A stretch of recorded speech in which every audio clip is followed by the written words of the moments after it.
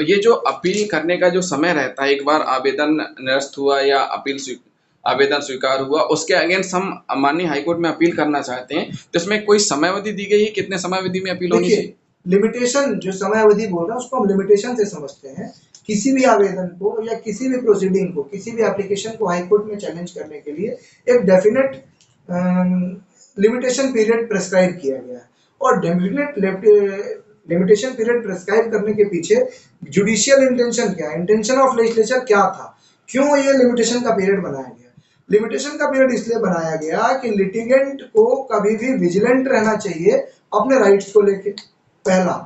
दूसरा, कहीं ऐसा तो नहीं कि आप इस कानून से अगर लिमिटेशन हटा दिया जाए तो आप उस आवेदन का फायदा उठा रहे हैं प्रोसीडिंग को डिले करने के लिए, लिंगर ऑन करने के लिए। तो कहीं आप लिंगर ऑन तो नहीं कर रहे हो, पहला। दूसरा, आप अपने राइट्स को लेकर के विजिलेंट हो कि नहीं, इन सारी चीजों की वजह से लिमिटेशन पीरियड लगाए गए हैं। लेकिन लिमिटेशन पीरियड अगर आप डिले हो जाता है आपका कोई भी एप्लीकेशन फाइल करने में या कोई भी प्रोसीडिंग इनिशिएट करने में, and if you are having sufficient cause for that, अगर आपके पास सफिशिएंट कॉज है, भाई किसी के घर में कोई बीमारी है, इकोनॉमिक प्रॉब्लम है, डॉक्यूमेंट्स नहीं मिल पाए या दूसरी कोई समस्या आ गई, इन कारणों की वजह से जब आप सेक्शन 5 की लिमिटेशन एक्ट की एप्लीकेशन लगती है, कोर्ट के पास पावर है, कोर्ट आपका डिले अगर उसको जस्टिफाइड लगता है तो कंडोन कर देगी।